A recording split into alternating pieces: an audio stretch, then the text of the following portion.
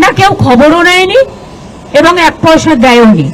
বাংলায় একমাত্র যে ফ্লাডের টাকা থেকে বঞ্চিত, কিছুই করে না। পুরো উত্তরবঙ্গ ভাসছে। নির্বাচনের সময় সব আসে, বড় বড় কথা বলে আর চলে যায়। প্লাস ফরাক্কায় তো ড্রেজিং করে না, আজকে 20 বছর হয়ে গেছে।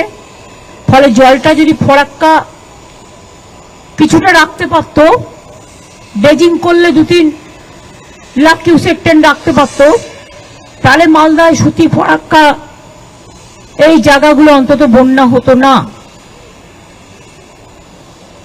কিন্তু কেন্দ্রীয় সরকার, যেটা তাদের দায়িত্ব ছিল ফ্লাড কন্ট্রোল, চিরকাল ফরাক্কা ব্যারেজ সেন্ট্রাল গভর্নমেন্টের আন্ডারে।